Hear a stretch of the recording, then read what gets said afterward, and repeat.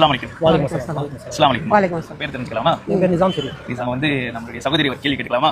தாராளம். சரி, ஓகே. இப்போ நம்ம இஸ்லாமிய மக்களை நம்ம பார்க்க முடியும்.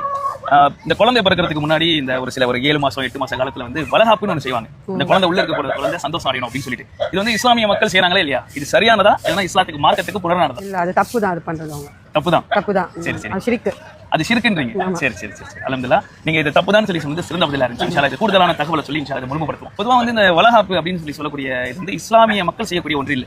இது வந்து மாற்று மத சகோதரர்கள் அவங்க செய்வாங்க. அவங்களுக்கு இதுக்குன்னு ஒரு தனி வந்து எண்ணம் இருக்கு. அது எண்ணம் என்னன்னா, ஒரு குழந்தை வயித்துக்குள்ள இருக்கு, அந்த குழந்தைக்கு வளகாப்புன்னு ஒண்ணு நம்ம வெளியில செஞ்சோம்னா தான் அந்த குழந்தை அங்க உள்ள இருக்க குழந்தை நல்ல திடகாத்திரமா நல்லா பிறக்கும் அப்படின்னு ஒரு நம்பிக்கை அவங்களுக்கு. கரெக்டா? நல்ல முழுமையான குழந்தையா கிடைக்கும் அப்படின்னு சொல்லிட்டு அவங்க நம்புறாங்க. ஆனா இஸ்லாமிய மக்கள் அதை நம்புறது நீங்க ஷிர்க்ன்ற அளவுக்கு எடுத்துட்டு போயிட்டீங்க. இஸ்லாமிய மக்கள் அதை நம்புறது ஒரு பிதத்தான செயல். ஏன்னா அல்லாஹ் சுப்ஹானஹு வ தஆலா சொல்றான், அவன் நாடி ஆணையோ பெண்ணையோ அவன் தரேன்னு சொல்லி சொல்றான். தன் நாடியவர்களுக்கு ஆணையும் தன் நாடியவர்களுக்கு பெண்ணையும் தன் நாடியவர்களுக்கு 2 பேரையும் தரான். ஒரு சில நபர்களை மலடர்களாக மலடிகளாக ஆக்குறேன், அல்லாஹ்வின் நாட்டம் அப்படின்னு சொல்லி சொல்றான். இதெல்லாம் நம்ம முக்கியமான ஒரு விஷயத்தை இதுல பார்க்கணும். நபிகள் நாயகம் ஸல்லல்லாஹு அலைஹி வஸல்லம் சொல்றாங்க, அல்லாஹ் சுப்ஹானஹு வ தஆலா ஒரு பெண் கருவுற்று விட்டால் அங்க வந்து அல்லாஹ் யாரை நியமிக்கிறான் தெரியுமா?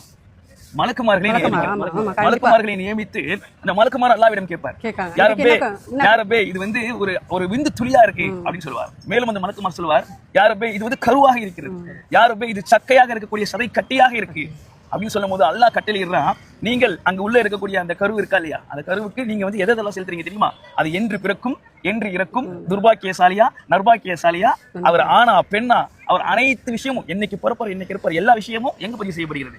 தாயின் கருவறையில் பதிவு செய்யப்படுகிறது. கருவறையிலேயே அல்லாஹ் எல்லாத்தையும் எழுதி முடிச்சிடறான் அப்படின்னு சொல்லக்கூடிய செய்தி நம்ம அறிஞ்சிருக்கோமா இல்லையா? நம்ம இந்த வளகாப்பை நம்ப கூடாது. அப்படி நம்புறது இஸ்லாமிய மார்க்கத்துல சொல்லக்கூடிய விஷயம் இல்ல.